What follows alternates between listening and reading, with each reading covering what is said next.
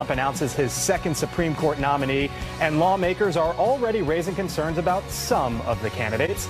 I'll sit down with John Malcolm, who helped put together the president's initial judicial list. And the leaders of our NATO allies are bracing for his arrival in Brussels later this week and the president's upcoming summit with Vladimir Putin. I'll get reaction to all that in an exclusive interview this morning with the U.S. ambassador to Germany, Rick Grinnell. Plus, all eyes will be on Capitol Hill Thursday when Peter Strzok testifies publicly before the House Judiciary Committee about his anti-Trump text messages and his role in both the Clinton and Trump investigations. I'll ask one committee member, Congressman Andy Biggs, what he wants to hear from Strzok as we look ahead on Sunday Morning Futures. But first, right out of the gate this morning, this is a Fox News alert. At least 4 boys have now been recovered from that flooded cave in northern Thailand. Thai Navy SEALs, backed by an international team of divers and experts, pulling off a remarkable feat here in just the last couple hours. And this dangerous rescue mission has just begun and could last for quite some time. President Trump tweeting out his support just moments ago, writing on Twitter, quote, "The U.S. is working very closely with the government of Thailand to help get all of the children out of the cave and to safety. Very brave and talented people." Jeff Paul is live on the ground in Mae Sai, Thailand this morning with the breaking news. Jeff, where does everything stand right now? Well, Blake, I'm just getting some new information into our hands that another operation to free more boys will commence in 10 to 12 hours. That's according to the governor here in this province where we are. 50 foreign divers, 40 Thai divers are currently involved in that rescue operation that has been confirmed now by the governor, has freed at least 4 of the boys. Obviously, they're trying to get them out as quickly as possible. It's been very rainy out here, making those rescue operations only more complicated. Yesterday, while we were out near the cave site, lots of mud out there, but certainly lots of resources, lots of people working around the clock to get these boys to safety. Now, we do know that those boys who have been rescued are being taken, at least one of them, and said that they are in this is a perfect situation. He didn't go into much detail about their condition, but it sounds like they're getting the care they need right now, and more boys could be headed to safety very soon. Blake? Jeff, great to hear this morning. A story we will follow all throughout the day here. Jeff Paul from Thailand this morning. Jeff, thanks. Meantime, the countdown's still on this morning to President Trump's Supreme Court nomination as he prepares to name the second high court pick of his presidency. That'll come tomorrow night, 9 p.m. here on the East Coast. 6 appellate court judges are believed to be on the short list, with 3, possibly maybe 4 candidates emerging as the top contenders. The president also bracing for a confirmation fight, no doubt about it, that will come afterwards, with a very slim Republican majority in the Senate. Joining me now, John Malcolm. He is the vice Deputy Assistant Attorney General. He also compiled the list of Supreme Court justice recommendations in 2016. 7 of the 8 that you compiled ended up getting onto that list. Not a bad ratio. Yeah, no, not bad at all. One of them was Brett Kavanaugh, so let's start there. He is 53 years old, Yale Law graduate, D.C. Circuit Court of Appeals, so he's a local there, kind of on the farm team for the Supreme Court. But there are also concerns from some that he is not conservative enough and that he has ties to the W-43 Bush administration. We know what the president thinks about the Bushes in some cases. Are the critiques that he's not conservative enough accurate? Well, I don't think so. I think the world of Brett Kavanaugh, in addition to going to Yale, he clerked for Anthony Kennedy on the Supreme Court. He then worked for under Ken Starr at the Office of the Inspector General. For 5 years, he was a senior advisor to President Bush, and he's written over 300 opinions in his 12 years on the D.C. Circuit. He is highly regarded by judges across the country. He's a committed textualist and an originalist, cares a lot about separation of powers, is not in favor of giving undue deference to agencies. There have been a couple of opinions in which he actually ruled the way conservatives would want him to rule in terms of reaching the right outcome, but he didn't give the most pure conservative reasons for reaching that outcome. And that's caused some criticism. But, you know, he sits on a court with a majority of Democrats, and he has to appeal to the Supreme Court, too. Raymond Kethledge, 51 years old, out of the 6th Circuit. He is a University of Michigan law grad, so not necessarily in the mold of the Ivy League, of which the other 8 justices are. There was a story in the New York Times this morning that Mitch McConnell has pointed to Kethledge as one of 2 that could possibly have the easiest nomination path. Do you see it that way? Well, he hasn't attracted the kind of criticism from a few conservatives that Brett Kavanaugh has, and he certainly has a long judicial track record. He's been on the Sixth Circuit, I think, for 10 years now, possibly a little bit longer. Also clerked for Justice Kennedy. University of Michigan is a fine law school. He also wrote a book recently about leadership that I think was well done and attracted a lot of attention. He'd also do a fine job as an Associate Justice. Amy Coney Barrett, 46 years old, Seventh Circuit. She's only been on the Federal Court of Appeals since November, I believe, right? So you're talking only 7-8 months. There's some questions about whether or not her resume is long enough, a Notre Dame law graduate. Is the resume there? Well, she hasn't been a judge for very long, but she's been a very distinguished academic for a long time. She was at GW and then University of Virginia, and since 2002, she was at Notre Dame. She has compiled an impressive body of scholarship, was supported by scholars across the political aisle around the country during her confirmation hearing, and of course, held up as Grace under fire during her confirmation hearing. And then there's also Thomas Hardiman. We are led to believe that he finished second last go around to Neil Gorsuch. So help me out with this. If you finished second last time, there's an opening this time. Why wouldn't Hardiman be the pick if you're the president? Well, the calculus changes with each pick, and it's a whole new ball game. Tom Hardiman has actually been a judge the longest. He was a district court judge in 2003, and he sat on the Third Circuit since 2006. A very distinguished judge, close, of course, to the president's sister, has written some very solid opinions on religious liberty, the Second Amendment. So it doesn't. Are rallying around Roe versus Wade.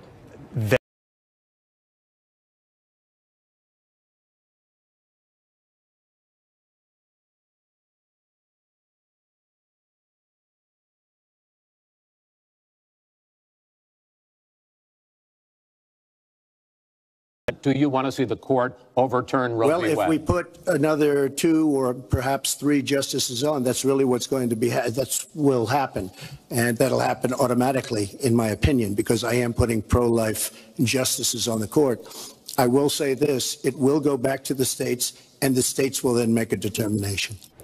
If it is one of those 3, what happens to Roe, do you think?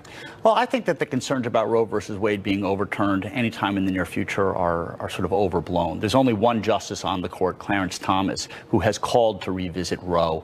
The justices move very slowly and incrementally with respect to any kind of precedent. And of course, with John Roberts on the court, you never know exactly which way he would go if Roe was squarely presented to the Supreme Court. And the president has also said that he's not going to have a litmus test, as have other past presidents, and I take him at his word. There are some who say, I want to see a conservative woman on the court. That would be Amy Coney Barrett in this case. Is that something for someone like you who watches the court and who compiles a list? Is that something that, if not in necessarily this instance, something that you would like to see happen at some point down the line? Well, I don't tend to think in terms of genders and races. I look for qualities. That having been said, I had a woman on my list, Diane Sykes. There are a number of highly qualified women on the president's list: Allison Ide, Margaret Ryan, Amy Coney Barrett, Joan Larson. And if you picked any of them, that would be great. All right, prediction time. Who do you think the president will pick? Slight nod to Brett Kavanaugh, but Why? it could experience, dealt with a lot of sits on the second most important court in the land, deals with a lot of issues that will be that the administration will care about. But Amy Barrett and Raymond Keflage are right up behind. Why is there this whisper campaign against Kavanaugh right now? I think that everybody in Washington has their favorites. It's a little bit like a cage match where only one person emerges. And so whisper campaigns happen to promote their candidate and to try to do in the others. So you think it will be Kavanaugh? If you had the selection, who would you choose? If I had the selection, it would be Kavanaugh, but the others would also be outstanding. Thank you very much, John Malcolm. We appreciate it. You put the initial list together. It might come to fruition with the Kavanaugh pick. We'll see. We'll see. John Malcolm, thanks again this morning. Meantime, it is a big week ahead coming up for President Trump as he prepares for 2 summits in Europe with many of our allies, including Germany, concerned about what could come about with one of those meetings with the Russian President Vladimir Putin. We will have an exclusive interview with the U.S. ambassador to Germany, Rick Grinnell, next. Also, we continue to follow the developments out of Thailand, where 4 boys have now been rescued from that flooded cave. We just got word the next phase of the rescue operation will begin in about 10 to 12 hours from now. We will stay on top of this throughout the morning and throughout the day. Stay ahead with us as we look ahead on Sunday Morning Futures.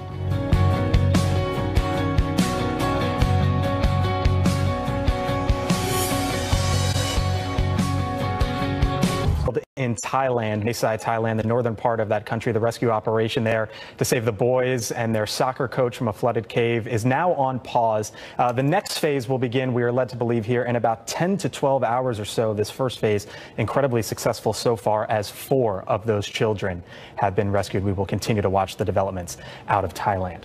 Meantime, it is a big week ahead on the world stage for President Trump as he prepares to leave for Europe Tuesday, starting with the NATO summit in Brussels. That will be followed by a visit to Great Britain, where he will meet with the Prime Minister, Theresa May, and, along with the First Lady, Queen Elizabeth. Then a week from tomorrow, he has his highly anticipated summit, his sit-down face-to-face with Vladimir Putin. That will happen in Finland. Let's bring in now the U.S. Ambassador to Germany, Rick Grinnell. He joins us from Berlin this morning. Mr. Ambassador, thank you for joining us. Thanks, Blake. Thanks for having me. So there is the NATO summit coming up in Brussels. The president has talked about wanting to extract more defense spending, specifically the country that you're in right now, Germany. He talks about how they only spend 1% of their GDP on defense. Is the president going to continue to push for that? And more so specifically, what exactly can he do about it, considering it is the other nations who have to up their defense spending? Well, look, this is a very important issue for the readiness of NATO, for the readiness of Europe. It's a very pro-Europe position to ask countries in Europe, specifically Germany, to increase their defense spending. This is going to create a stronger transatlantic alliance. This is very pro-Europe. And currently, the Germans don't spend enough. As you know, they made this commitment. It's called the Wales Pledge back in 2014, and they made a commitment that it would take 10 years to get their defense spending up to 2% of their GDP by the year 2024. Currently, there's a plan on the table to get defense spending up to 1.5% by 2024. And so what we are doing is urging the Germans to keep their commitment and other countries to keep their commitments to that NATO pledge, increase NATO spending by 2024. That's the commitment that they made. And although steps have been made, more needs to be done to keep that 2% commitment. Let's go around the world for a second, because afterwards, the president from NATO then goes over to the UK, as we spelled out, and then it's over to Finland to meet with Vladimir Putin. Where you're sitting right now in Germany, there are many who are saying that they're a bit uneasy that after meeting with allies, the president is then going to go sit down with Vladimir Putin. To those who have concerns in the part of the world where you are right now, should they be concerned? Look, I see a lot of people here in Germany that are very pleased with the United States sanctions on Russia. We have held the Russians and President Putin accountable for their malign activities. I think people see the facts, and it just makes sense to have a meeting and sit down to talk about issues where the president is going to be defending Americans' national security. But make no mistake about it, we have large sanctions on Russia, and those will continue. I want to talk about something that you are very close to, which is the trade imbalance with the European Union. The president spoke to Maria Bartiromo about this 8, 9, 10 days ago. Listen here to what he said, and then I'll get your reaction. I love those countries, right. Germany and all of the countries, Scotland, you have Scotland. They're still in there. They're still hanging in there, right? We'll see what happens with Brexit. Yeah. But they treat us very badly. They treat us very unfairly. So the president says they treat us unfairly. The EU has already retaliated with tariffs. One of the things I know you're involved with is the possibility of the president deciding, hey, we need to put a 20% tariff on cars. Could be 0. It walked back. Could be 20. What is the likely scenario as you see it right now on car imports into the U.S. from the EU? Look, I think the likely scenario is unknown, but the facts are that we inherited a broken trade policy. It's just not fair. I think the president is exactly right, and I'm pleased that he's focused on it. Just take the car situation, the car tariffs. The facts are, Blake, that the EU puts 10% tariffs on us, and we have a 2.5% tariff on them when it comes to autos. So, of course, they want to continue this.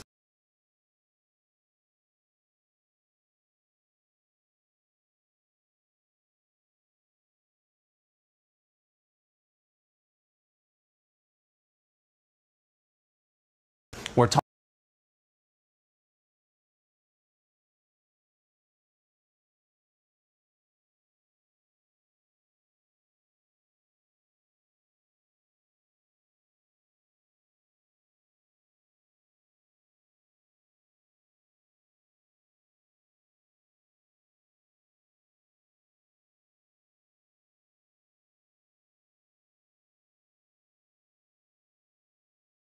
think that the car industries are a huge part of this. I'm working very closely with Secretary Ross and those at the White House, Peter Navarro and others, to try to make sure that we get as much information from these industries to see if we can create a little momentum for the EU trade deal. So a TBD, I take it. Let's move on to Iran, because the U.S. government had said, as they stepped away from the Iran nuclear deal, hey, to all the businesses in Europe, you shouldn't be doing business with Iran. And I know this is something that you're in the middle of right now, trying to get businesses not to work with Iran, but to try to get them to pull back and to do business with the U.S. What are the incentives right now for these companies in Germany to do this?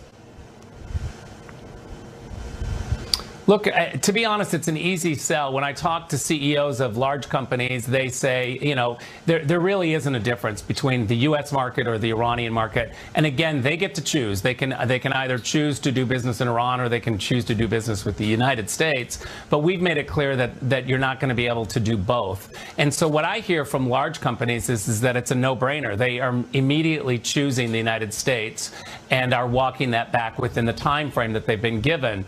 What we're trying to do in Berlin, though, is talk to the medium size and the small companies in Germany that are doing business in Iran.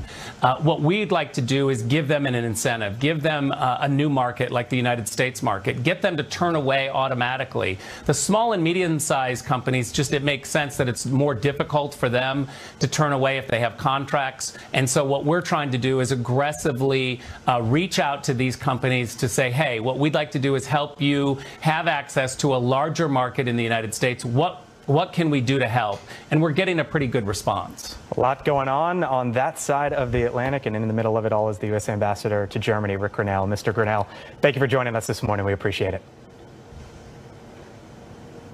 And coming up, the FBI official Peter Strzok returning to Capitol Hill on Thursday. He'll speak publicly at a joint House committee hearing. Congressman Andy Biggs is one of the lawmakers who will pose questions to him. He'll join me next as we look ahead on Sunday Morning Future. Stay with us.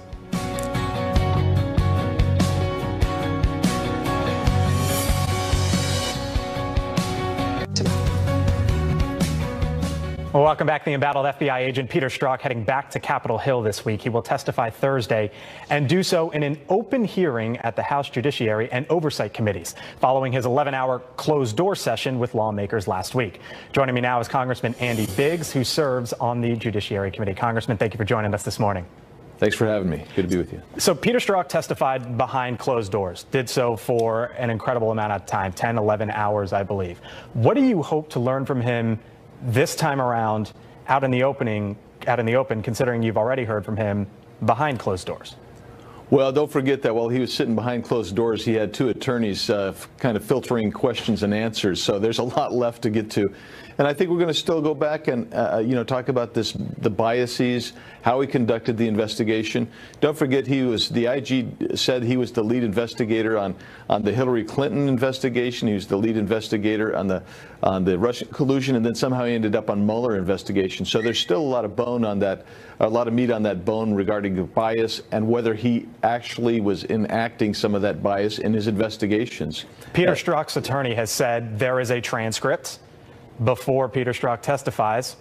Release it out to the open so everyone can see it. What's wrong with that? Well, I don't really have a problem with that, but I think you're talking, and his attorney knows this. If you've ever done a deposition or worked with courts, getting a transcript done and getting it done right takes time because, I mean, he was there for 11 hours. So it's a lengthy transcript. He gets to go through it and say, well, wait a second, that wasn't quite right, typically before it gets released publicly.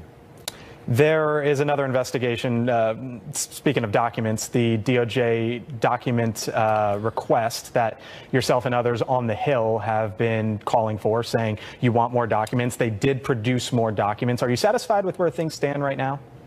No, I'm completely dissatisfied. I'm glad they're finally dribbling them through. But, I mean, just think about this. We have some requests that have been out almost a year now that they haven't fully responded to. But, they are getting some out. But I think the public, just like me, are fed up. They want the documents. Let's get them, quit dribbling them out, let us see them. So I'm glad they're giving us some, but I'm for action. I mean, if they're not going to give them to us, then we need to take the next steps. We can't just beg them anymore. Help me bridge the gap, though. If you want those documents quickly, but you say the transcript needs time. I mean, it sounds like if you want everything quickly, shouldn't the Strzok transcript be out there too?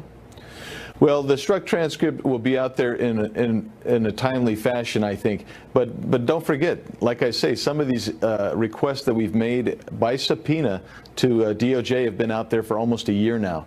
That's a long time. That's longer than a week. All right. Let me ask you about a different investigation out there, and that is the one into the president. The president's, one of his top attorneys, Rudy Giuliani, saying in an interview with the New York Times over the weekend that there's basically two conditions that he is setting forth for the president to sit down with Robert Mueller. One, that there is evidence that the president committed a crime, and two, that it would be essential to ending the investigation. Here's what Rudy Giuliani told the New York Times. He said, quote, "If they can come to us and show us the basis and that it's legitimate and that they have uncovered something, we can go from there and assess their objectivity." Do you think that's a smart play there for Mr. Giuliani and the president's legal team? Well, it may be a good PR move. I think it's a bad legal move myself. I mean, the authority that's out there is only if the president is, if he's committed a crime, then the remedy is impeachment, and then once out of office, then you can proceed with the criminal investigation and conclusion of that. I don't think he should sit down. I don't think that this is going to be objective in any way. I think it's been skewed from the start. I mean, just take a look at the Mueller investigative team. They won't even give us all the names of those people, but we know that the people that are on there have been revealed to be highly biased against this president, which to me indicates that maybe the investigation itself is tainted, and I would not subject the president to that interview. Congressman, sit right there if you can for a minute. I want to get your thoughts on immigration. I know you've been to the southern border recently, and to your thoughts as well on one of your colleagues there in the House Freedom Caucus. So stay there with us. Meantime, we continue to watch what is happening out in Thailand, in the northern part of that country. Stay with us, and we'll be right back here on Sunday Morning Futures.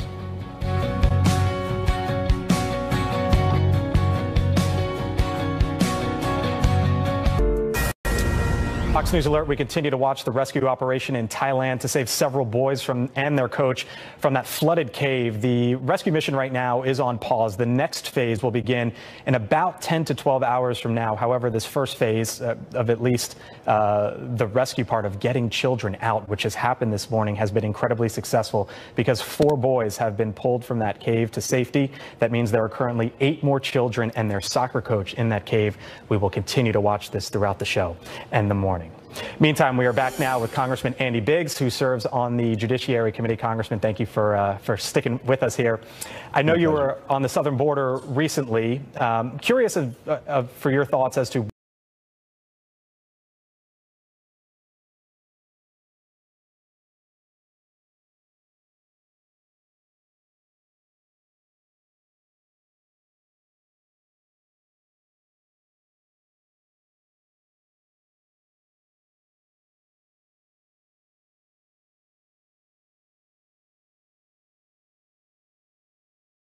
and where are they going to be located, and are you reunifying the families into a tough situation?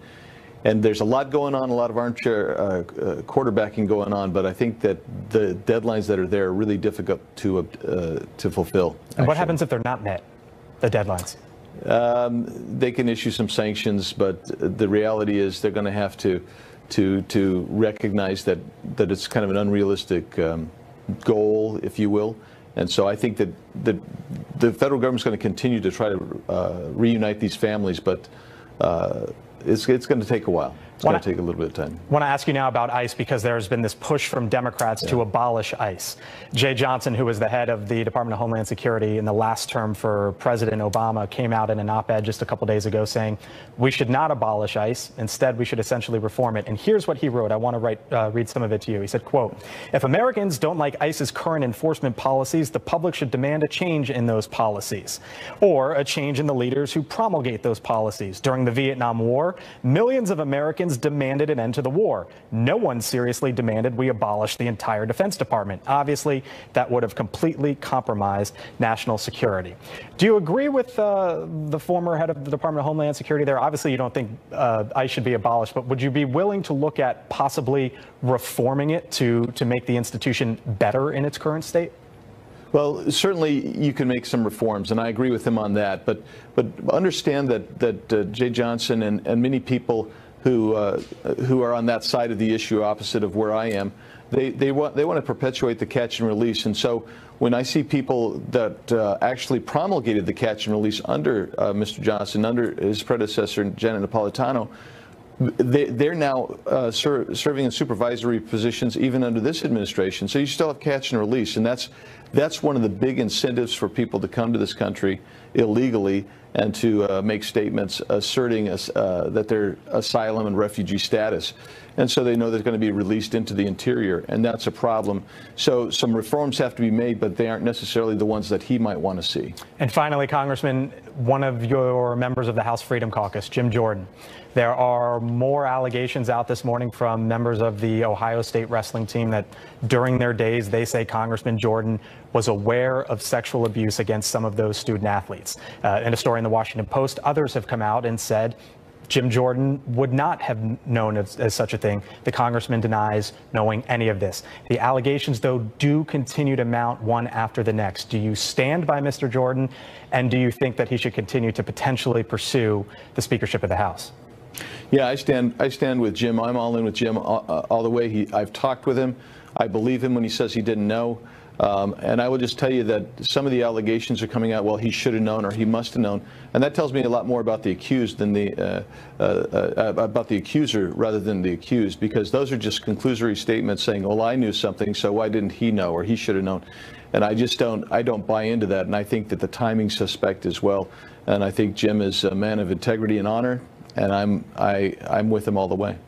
Congressman Andy Biggs out of Arizona. We will see what happens with Congressman Jordan, but we appreciate you joining us this morning. Thank you very much, sir. Thanks for having me. Appreciate it. Meantime, the Secretary of State, Mike Pompeo, fresh off 2 days of talks in North Korea, claiming progress, despite some alarming accusations from the Kim regime, calling the negotiations, quote, deeply regrettable, and saying the U.S. is making, quote, gangster-like demands on the North.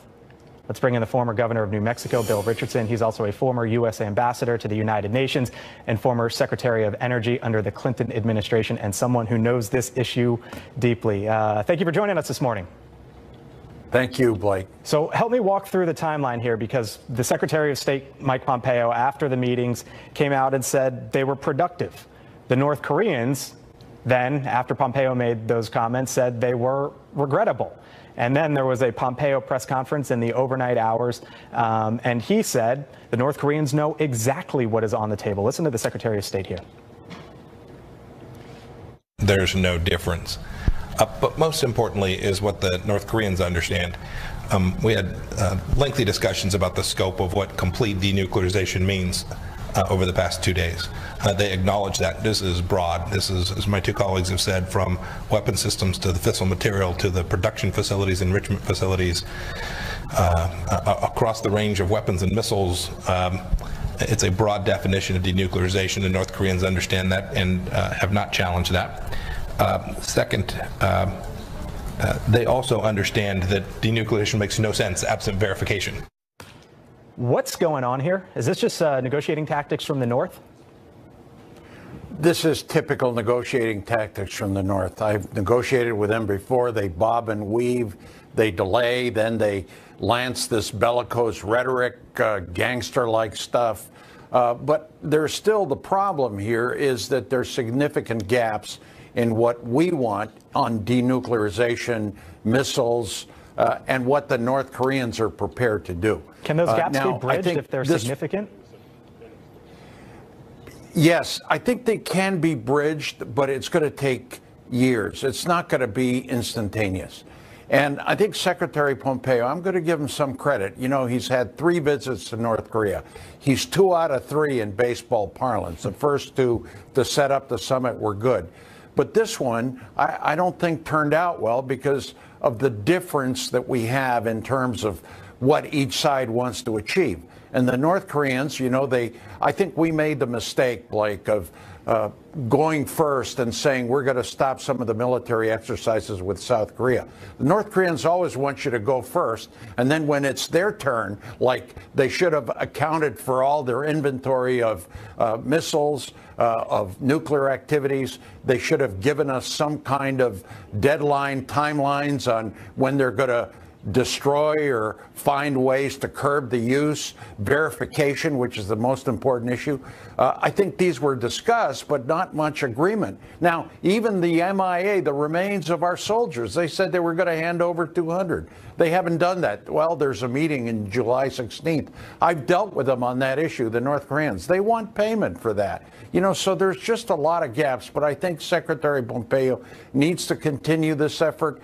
The president needs to back him up, but the president has got to stop saying mission accomplished. It's not. It hasn't even started. So I think here's a case where we got to be patient. We got to push forward. It's going to be tough. The North Koreans will be playing games throughout, but it's worth pursuing because tensions have lessened in the peninsula. Governor, stay right there. We want to get to this and more with you when we come right back. Also want to ask you about the highly anticipated meeting between the president and Vladimir Putin 1 week from tomorrow as we look ahead on Sunday Morning Futures. Stay with us.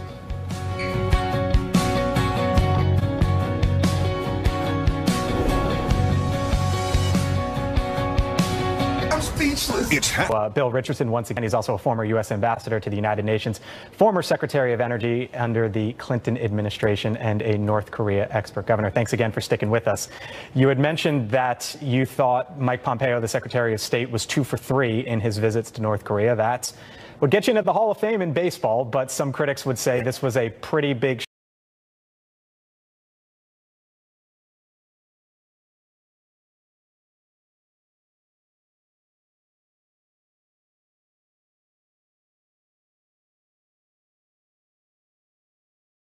message. I don't think it's a devastating message, but he was saying, look, now it's up to my Secretary of State, your Secretary of State, our technical people, our nuclear people.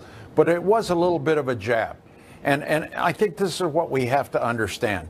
On the positive side, they did say, the North Koreans, they still trusted the United States, President Trump, the results of the summit. But I can tell you from negotiating with the North Koreans, they're going to continue being difficult, shifty. Their existence depends, Blake, on keeping some nuclear weapons. They have about 60. But our objective and the world's objective should be to curb their use, to have some stringent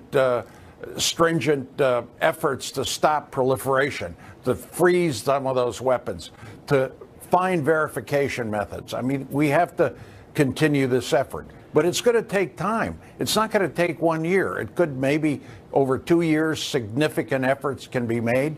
But, you know, we got to be patient. We got to give Pompeo that flexibility to continue these efforts, to push hard and see where we end up.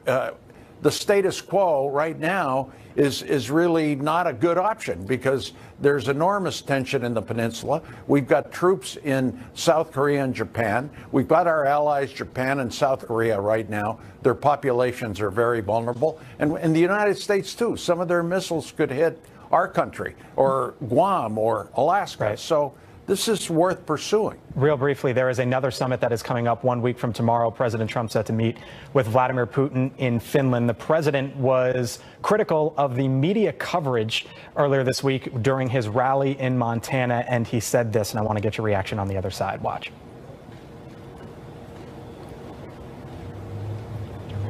We don't have that, but the president essentially said that Vladimir Putin, he's going to be prepared. And he said, or the president said that he will be prepared. And he characterized Vladimir Putin as someone who is fine. We have it now. Watch now. Will he be prepared? Will he be prepared? And I might even end up having a good relationship, but they're going, will President Trump be prepared? You know, President Putin is KGB and this and that. You know what? Putin's fine. He's fine. We're all fine with people. Real briefly, is that the right message to send heading into this? No, that's not the right message, especially saying he's fine. Now, I don't have a problem with the president meeting with Putin. I know he's been criticized for that. What I worry about is the content of the meeting. And my worry is this, Blake, that the president is going to make it a rosy summit like he did with Kim Jong-un and say, maybe I'm going to take sanctions off. I'm glad the ambassador said he wouldn't. I think the president has to stick with our NATO allies. They're worried about NATO. They're worried about Putin. And we have to say to Putin, look, you can't meddle in U.S. elections anymore. Secondly, you've got to be sensible on Crimea. You've got to be sensible on Ukraine. You've got to stop meddling in Syria, helping Assad. I mean, we've got a whole range of issues where if we work together, I think the situation worldwide, security-wise, will improve. But I worry that the president goes into these summits, maybe not listening to his advisors, and gives away part of the store. And I'm really worried about the sanctions. We got to keep those sanctions on Russia, or Russia is going to take full advantage of us, as they have been, in my judgment. Governor Bill Richardson, we have a Supreme Court pick coming up, a NATO trip, a meeting with the Prime Minister of the UK, and then this. What a 10 days coming up. Thank you for joining us. We appreciate it. Thank you. Meantime, President Trump, as I said, making a primetime announcement tomorrow night on his choice to replace the Supreme Court Justice Anthony Kennedy. The panel is standing by for the politics of the Supreme Court pick in a midterm year. Stay with us. By now, the president will announce his nominee to replace the retiring Supreme Court Justice Anthony Kennedy in a primetime address tomorrow night, which, of course, you can watch right here on the Fox News channel. Let's bring in our panel. Ed Rollins is a former campaign manager for President Reagan, and James Freeman is the assistant editor at the Wall Street Journal editorial page, both Fox News contributors. Thank you for joining us this morning. Good to be here. Thanks. What a Sunday, huh? There's a lot action coming up. Do you guys have, I mean, we ran through the candidates, you know, the top three at this point. Do you have any reservations of any of them? No, I think these are a superb choice. I was on the presidential selection on the Reagan administration. These are all conservatives. Every single one basically has a great record. If I had a choice, which obviously I don't, I think Judge Barrett would be an extraordinary future candidate, not candidate, but I mean a good judge, and I think she would send a very loud message as a good conservative woman. Does Kavanaugh worry you at all? A little bit. I mean, I would echo what Ed said in terms of it's a great list. You're talking about very accomplished, bright, qualified, eminently qualified people, but there is a little bit of a concern about Kavanaugh, maybe a little too much in the Roberts mold of caring a lot what Beltway establishment thinks of him, possibly could be pressured toward the political consensus rather than the correct legal reasoning. Roe versus Wade, the Democrats are bringing up as the issue. Whoever the president puts up there, Democrats are going to fight it no matter what. They're going to try to tie this to Roe versus Wade no matter what. For that reason alone, do you think the president should just lock in on this and maybe nominate Barrett? Well, I would nominate Barrett no matter what, whether it's Roe versus any judge that gets appointed. Basically, would be, if they had a choice, would probably vote to overturn it. But that's not going to probably happen. They're going to basically limit abortion in states and let the states see what comes before them. But she's attractive, articulate, a woman candidate. We've never appointed a conservative. Senator Day O'Connor was Reagan's appointment, but she didn't turn out to be conservative. Right on most issues, but not all issues. I think this woman would be a great judge.